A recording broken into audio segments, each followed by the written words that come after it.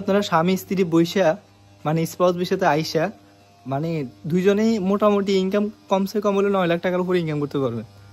মানে আপনি বিশ্বাস করেন না করেন, অস্ট্রেলিয়াতে স্পাউস বিষয়তে আসলে আপনি লাখ টাকা শুধু ইনকাম করতে পারবেন বৈশা বৈশা, যদি হাজব্যান্ড ওয়াইফ যদি জব পাইয়া যান। সো অনেক টাকা সেভও করতে পারবেন টিউশন ফি দিয়া। কিন্তু ইউকেতে যাইয়া ট্যাক্স দিতে দিতে আপনি মাথা চুল উঠে যাবো আপনার, মানে এত বেশি ট্যাক্স ইউকেতে।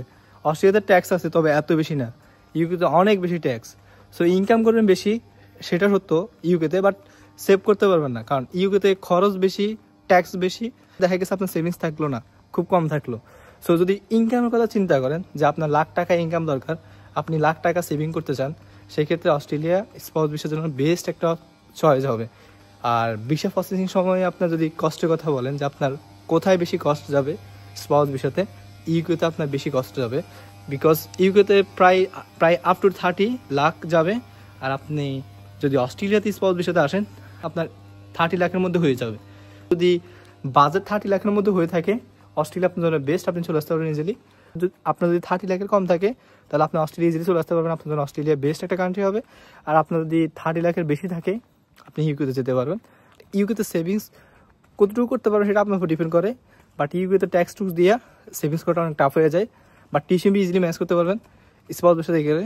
সো এটা নিয়ে কোনো সন্দেহ নাই। সো যদি এক কথায় বলি কোথায় বেস্ট স্পাউস ভিসাতে, এটার একটাই উত্তর অস্ট্রেলিয়া। বাকিটা আপনারা যখন আমার পুরো ভিডিওটা দেখবেন বাই পার্ট, দেন আপনারা বুঝতে পারবেন যে কেন আমি বললাম যে অস্ট্রেলিয়া বেস্ট স্পাউস ভিসার জন্য। আসসালামু আলাইকুম গাইস, আশা করি সবাই আল্লাহর রহমতে ভালো আছেন। আজকের টপিকটা হচ্ছে যে আমরা স্পাউস ভিসা নিয়ে কথা বলবো, যে অস্ট্রেলিয়া ভার্সেস ইউকে। সো কোথায় স্পাউস ভিসাতে যাওয়াটা সবচেয়ে বেটার, আপনি অনেক টাকা ইনকাম করতে পারবেন, প্লাস হচ্ছে যে আপনার লাইফটা অনেক ইজি হয়ে যাবে। আপনার টিউশন ফি থেকে শুরু করে আপনার অন্যান্য যত কষ্ট আছে যাতে সহজে ম্যানেজ করা যায় কোন দেশে, সেটা নিয়ে আজকে আলোচনা করব। সো দুইটা দেশ নিয়ে আলোচনা করব, কম্পারিজন করব যে কোথায় কত টাকা খরচ যাবে, প্লাস কোথায় গেলে কোন ধরনের বেনিফিট আপনি পাবেন।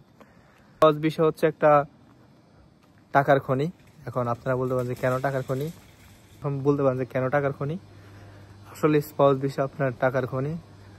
কারণ হচ্ছে কি, আমি আজকে ডিটেলস আলোচনা করব। সো আমি আমার অভিজ্ঞতা থেকে আজকে শেয়ার করব যে স্পাউস ভিসাতে আসাটা কেন এত ইম্পর্টেন্ট। সো আমি আপনাদেরকে কিছু সাজেশনও দিব যে আপনাদের যারা মাস্টার্সে অ্যাপ্লাই করার জন্য চিন্তা ভাবনা করতেছেন তারা কি করা উচিত। সো আমরা মেইন টপিকে যাচ্ছি। ধরেন আপনি অস্ট্রেলিয়াতে স্পাউস ভিসাতে আসলেন, সো আপনার কত টাকা খরচ যাবে, আর আপনি ইউকেতে স্পাউস ভিসাতে গেলেন আপনার কত টাকা খরচ যাবে। আমি সংক্ষেপে বলে দিব, ইম্পর্টেন্ট পয়েন্টগুলো তুলে ধরবো যাতে আপনাদের বুঝতে সুবিধা হয়। ধরেন বাংলাদেশ থেকে বেশিরভাগ স্টুডেন্ট আছে ব্যাচেলরে কিংবা মাস্টার্সে। ব্যাচেলরে বেশি স্টুডেন্ট বাংলাদেশ থেকে আসে, বিষয়ে বাংলাদেশ থেকে অস্ট্রেলিয়া ইউকেতে আসে, তাদের টিউশন ফি বেশি থাকে। কিন্তু মাস্টার্সে আসলে যে আপনার টিউশন ফি কম থাকবে এমনটা না, মাস্টার্সও টিউশন ফি আরও বেশি। তবে মাস্টার্সে হচ্ছে আপনার 2 বছর আর ব্যাচেলর হচ্ছে 3 বছর। দুইটাই কিন্তু টপ নচ কান্ট্রি। কিন্তু এখানে প্রশ্ন হচ্ছে যে আপনার কোথায় বেশি কষ্ট যায়। আমি অস্ট্রেলিয়া দিয়ে বলতেছি প্রথমে। সো অস্ট্রেলিয়াতে যদি আপনি স্পাউস ভিসাতে অ্যাপ্লাই করেন, যেমন টপ নচ ইউনিভার্সিটিতে অস্ট্রেলিয়াতে আছে সুইনবার্ন ইউনিভার্সিটি, ম্যাকিউরি ইউনিভার্সিটি, তারপর হচ্ছে যে আপনার RMIT ইউনিভার্সিটি লেভেল 1-এর মধ্যে, আরও আছে university of Sydney, university of Melbourne, তারপর আপনার হচ্ছে যে ইউনিভার্সিটি অফ অ্যাডিলেড। এগুলোর টিউশন ফি অনেক হাই, বাট বিশেষই অনেক ভালো। লেভেল 2-এর মধ্যে সিকিউ, লাট্রো অনেকগুলো ইউনিভার্সিটি আছে, সো এগুলোর বিশেষই অনেক ভালো। কারণ এসব ইউনিভার্সিটির টিউশন ফি অনেক বেশি, সো আপনার আসার খরচটাও বেশি। আপনি সাউথ স্টার্ট বা ভিক্টোরিয়াতে অ্যাপ্লাই করলে আপনার টিউশন ফি হয়তো দেখা গেছে যাবে 15,000 16,000 অড। কিন্তু আপনি যদি অস্ট্রেলিয়ার টপ নচ ইউনিভার্সিটিতে অ্যাপ্লাই করেন সেক্ষেত্রে আপনার যাবে 18 থেকে 20K এরকম সামথিং। সো ডিপেন্ড করে আপনি কোন ইউনিভার্সিটিতে অ্যাপ্লাই করতেছেন। সেটা যদি এখন ইউকের ক্ষেত্রে বলি, ইউকের ক্ষেত্রেও সেম। আপনি যদি টপ নচ ইউনিভার্সিটিতে অ্যাপ্লাই করেন ইউকের, সেক্ষেত্রে হচ্ছে আপনার 17,000 পাউন্ড, 16,000 পাউন্ড, 18,000 পাউন্ড এরকম আপনার গুনতে হবে। আপনি যদি নর্মালি করেন 14,000 পাউন্ড যাবে। আছে এখানে ইউনিভার্সিটির উপর ডিপেন্ড করে যে আপনি কোন ইউনিভার্সিটিতে অ্যাপ্লাই করতেছেন। সো ইউনিভার্সিটির উপর ডিপেন্ড করে আপনার কস্টটা বাড়বে কমবে। সো এখন আপনি যদি অস্ট্রেলিয়াতে টপ ক্লাস ইউনিভার্সিটিতে অ্যাপ্লাই করেন সেক্ষেত্রে হচ্ছে আপনার খরচটা বেড়ে যাবে, কারণ আপনার এক সেমিস্টারের টিউশন ফি আসবে ধরেন মিনিমাম, অস্ট্রেলিয়াতে এক সেমিস্টারের টিউশন ফি মিনিমাম আপনার আসবে প্রায় কমসে কম হলো 17,500 উপর আসবে। সো এর নিচে যাবে না। এখন আপনার হেলথ ইন্স্যুরেন্স আপনার আছে, আপনার যদি বাচ্চা থাকে বাচ্চার, আপনার হাজব্যান্ডের, সো ওদের হেলথ ইন্স্যুরেন্স আছে। তো আপনাদের ভিসা ফি, এরপর আপনাদের টিকিট ভাড়া, এরপর আপনাদের শপিং কস্ট, অন্যান্য কস্ট, আসার সময় যে আপনি হাতে করে 7,000 অড নিয়ে আসবেন, 7,000 অড হাতে করে নিয়ে আসবেন, যেহেতু আপনি স্পাউস ভিসাতে আসতেছেন বাচ্চা নিয়ে। সো সেক্ষেত্রে আপনার খরচটা একটু বেশি যাবে। সো স্পাউস ভিসাতে যদি কেউ আসতেছেন অস্ট্রেলিয়াতে, যদি বাচ্চা থাকে অথবা বাচ্চা যদি না থাকে, তো আপনার টোটাল কত খরচ যাবে সেটা যদি আমি একটু বলি।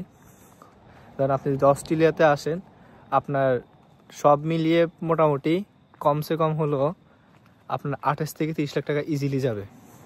বলে যে আমরা 20-22 লাখ টাকা আপনাকে অস্ট্রেলিয়া ভাড়া দিব, অস্ট্রেলিয়া ভিসা হওয়ার পর টাকা জীবনে গ্যাস করবেন না, কারণ অস্ট্রেলিয়াতে স্পাউস ভিসাতে অনেক খরচ যায়। ঠিক আছে, আপনি যখন খাতা কলম নিয়ে বসবেন আপনি হিসাব নিতে পারবেন না, কারণ অনেক কস্ট আছে। এখন খরচ যাবে অনেক বেশি স্পাউস ভিসাতে। ঠিক আছে, টিকিটের ভাড়া থেকে শুরু করে সব মিলে। এখন অস্ট্রেলিয়ার ক্ষেত্রে যতটা কস্ট যাবে, ইউএসএ ক্ষেত্রে একটু 19-20, ইউএসএর আর একটু বেশি যাবে। ধরেন আপনার অস্ট্রেলিয়াতে যদি যায় 30 লাখ টাকা যায়, ইউএসএ আপনার যাবে 33 লাখ 34 লাখ টাকা যাবে। ঠিক আছে, সো দুই দেশেরই কিন্তু কস্ট 19-20 ব্যবধান, বাট আরও ব্যবধান আছে, আমি একটু বলবো, আপনাদেরকে এক্সপ্লেন করবো। ইনকামটা বেশি হবে, প্লাস আপনাদের খরচটা কম যাবে, প্লাস হচ্ছে আপনারা সেভিং করতে পারবেন। দেন হচ্ছে যে আপনাদের পিআরের যে ইন্টেন্সটা থাকে ওইটা আপনাদের পাওয়াটা ইজি হবে। এখন স্পাউস ভিসাতে মানুষ কেন যায়? স্পাউস ভিসাতে মানুষের মেইন টার্গেট থাকে পিআরটা নেওয়া, ভালো একটা ইনকাম করা, পিআরটা নেওয়া, মাসে লাখ টাকা সেভ করা, বাসায় সাপোর্ট দেওয়া। এটা বেশিরভাগ স্পাউসদের টার্গেট থাকে যে না, আমি আমার টিউশন ফি নিজে ম্যানেজ করে দিব, বাসায় সাপোর্ট দিব, দেন হচ্ছে আমি কিছু ব্যাংক ব্যালেন্স জমাবো। সো এটা সবাই টার্গেট থাকে স্পাউস ভিসা যারা আসে। মেইনলি টার্গেট যেটা সেটা হচ্ছে ওদের টিউশন ফিটা দেওয়ার পর বাকি টাকাটা সেভ করা। ও যদি বাচ্চা থাকে তখন তাদের ফিউচারের কথা চিন্তা করে ওরা সেভ করে। তো এখন দেখেন, আমি আমার অস্ট্রেলিয়াতে আসছি আজকে অনেক দিন হয়েছে, তো আমার অনেকের সাথে দেখা হয়েছে স্পাউস যারা আসছে, ওরা কিন্তু টপনোস ইউনিভার্সিটিতে পড়াশোনা করা অবস্থায় হাজব্যান্ড যেহেতু ফুল টাইম জব করার পারমিট আছে, ওনার হাজব্যান্ড টিএফএনে জব করে, এভিএনে একটা জব করে বলতে কি উনি এভিএনে একটা উবার করে, এভিএনে জব করতে বলতে কি উনি এভিএনে উবার করে একটা নির্দিষ্ট টাইম, দেন হচ্ছে বাকি টাইম উনি টিএফএনে জব করে। তো উনি ওনার টাকা দিয়ে ওয়াইফের টিউশন ফি ম্যানেজ করতেছে, ওয়াইফের যে টাকাটা থাকে ওই টাকা দিয়ে খাওয়া দাওয়া সব কিছু ম্যানেজ করতেছে। এখন ওনার টাকা যেটা, ওনার তো আবার কোনো ভেকেশন ওনার তো আবার কোনো সমস্যা নেই, উনি তো ফুল টাইম ওনার ওয়ার্ক পারমিট থাকে, ওনার যত করে ততক্ষণ কাজ করতে পারে। সো ধরেন একটা যতক্ষণ ইচ্ছে ততক্ষণ কাজ করতে পারে। সো ধরেন আমি আপনাদেরকে একটা হিসাব দিই, ধরেন স্পাউস ভিসাতে যদি আপনি আসেন, আপনার হাজব্যান্ড যদি মাসে ফুল টাইম ওয়ার্ক নিয়ে যদি সে মাসে 7,000 অড কামায়, তাহলে আপনি মোটামুটি মেয়ে হিসেবে যদি টিএফএনে জব করেন সেক্ষেত্রে আপনার মোটামুটি 3,000-4,000 আসবে। তো 4,000 ধরলাম আপনি 4,000 ইনকাম করেন একটা জব সহ, সো $4,000 আপনি ইনকাম করেন, সেক্ষেত্রে আপনাদের দুজনের সব কিছু মিলে, মানে আমি ধরলাম আর কি, যদি আপনি শুধু হাজব্যান্ড ওয়াইফ হন সেক্ষেত্রে আপনাদের $2,500 যাবে দুজনের, যদি একটু খরচ কমায় করেন। আর যদি একটু বেশি করেন তাহলে হয়তো দেখা গেছে 3,000 খরচ যাইতে পারে হাইস্ট, এর বেশি আপনাদের যাবেন স্পাউসের সাথে। বাট আপনি যদি এখান থেকে 4,000 ইনকাম করেন সেখান থেকে আপনি 1,000 সেভ করতে পারবেন। ঠিক আছে, যিনি ওয়াইফ স্টুডেন্ট বিষয়ে আসছে, আর যিনি ওয়াইফ স্টুডেন্ট বিষয়ে আসছে উনি যদি ওনার ওয়ার্ক লিমিটেশন মেনে কাজ করে, উনি মোটামুটি 4,000 যদি ইনকাম করে সেখান থেকে উনি $1,000 সেভ করতে পারবে মাসে। সো আর ওনার হাজব্যান্ড যদি ধরেন 5,000 ধরলাম, 6,000 বাদ দিলাম, 5,000 ধরলাম, ওনার হাজব্যান্ড ধরলাম 5,000 ধরলাম, 5,000 বাদ দিলাম, আমরা 4,000 ধরলাম, 4,000 করে ওনার হাজব্যান্ড যদি জমায়, তাহলে হিসাব করেন যেহেতু 6 মাসে এক সেমিস্টার, তাহলে 4 6 কত, $24,000 এমনি হয়ে যায়। ইউনিভার্সিটির আপনার টিউশন ফি তো আর $24,000 না ফার্স্ট সেমিস্টার, হয়তো দেখা গেছে $17,000 বা $18,000 হবে, বাকি $6,000 ওনাদের সেভ হইতেছে। ঠিক আছে, সো ওনা যদি অনেকে আরও বেশি সেভ করে, অনেকে আরও কম সেভ করে, ধরেন $6,000 যদি বাংলাদেশি টাকায় কনভার্ট করি 5.5 লাখ টাকার মতো। সো এটা ডিপেন্ড করে। এখন দেখা গেছে কেউ আর একটু নর্মাল ইউনিভার্সিটিতে চলে যায়, যার কারণে টিউশন ফি কমে যায়। সো এটা ডিপেন্ড করে আপনি কোন ইউনিভার্সিটি যাচ্ছেন তার উপর ডিপেন্ড করে। সো স্পাউস বিষয়তে এই জন্য বলতেছি, স্পাউস বিষয়তে আসাটা সবচেয়ে ইম্পর্টেন্ট। যারা হচ্ছে সিঙ্গেল ক্যান্ডিডেট মাস্টার্স অ্যাপ্লাই করার চিন্তা ভাবনা করছেন, আমি সাজেশন দিব, যদি আপনি মেয়ে হয়ে থাকেন তাহলে আপনি অবশ্যই আপনি বিয়ে করে হাজব্যান্ড নিয়ে স্পাউস বিষয়তে আসাটা আপনার জন্য যুক্তিসঙ্গত হয়। যদি আপনার ছেলে পছন্দ থাকে অথবা ফ্যামিলিগতভাবে বিয়ে ঠিক করা থাকে, তাহলে অবশ্যই হাজব্যান্ড নিয়ে স্পাউস বিষয়তে আসেন, এটা আপনার জন্য বেটার হবে। বিকজ আপনি যখন আপনার হাজব্যান্ড নিয়ে আসবেন অথবা আপনি যখন আপনার ওয়াইফ নিয়ে আসবেন, তখন দুইজন থেকে তো একদম ফুল টাইম করার পারমিট থাকে, তখন আপনার টিউশন ফি নিয়ে যে প্যারাটা থাকে সেটা থাকবে না। ছোটোখাটো যে শখগুলো থাকে সেগুলো আপনি আরামসে পূরণ করতে পারবেন। সবচেয়ে ইম্পর্টেন্ট কথা যেটা, সেটা হচ্ছে যে আপনি রিল্যাক্স মাইন্ডে পড়াশোনা করতে পারবেন। আপনি যে সাবজেক্ট নিয়ে পড়তে আগ্রহী ওই সাবজেক্টে আপনি অনেক সময় দিতে পারবেন, ভালোভাবে পড়াশোনাটা শেষ করতে পারবেন, ভালো একটা স্কিল গেইন করতে পারবেন, যেটা আপনার পিয়ারটা তাড়াতাড়ি পাইতে সাহায্য করবে। আপনি ইজিলি পিয়ার পেয়ে যাবেন, কারণ আপনার মধ্যে স্কিল আছে। আপনি যখন জব মার্কেটে যাবেন, আপনি জব পাইতে তেমন একটা টাইম লাগবে না, ইজিলি জব পেয়ে যাবেন। আর একটা জব পেয়ে যাওয়া মানে ফুল টাইম আপনার পিয়ার হয়ে গেছে। সো তখন পিয়ারটা আপনার হাতের মোয়া হয়ে যাবে।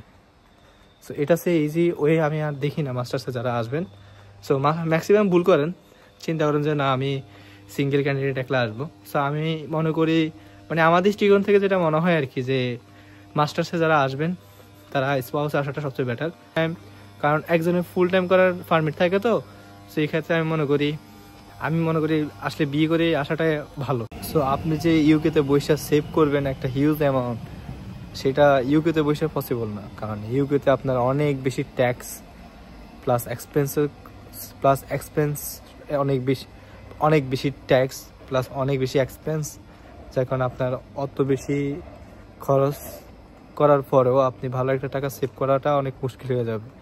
আর আপনার টিউশন ফিও কিন্তু অনেক।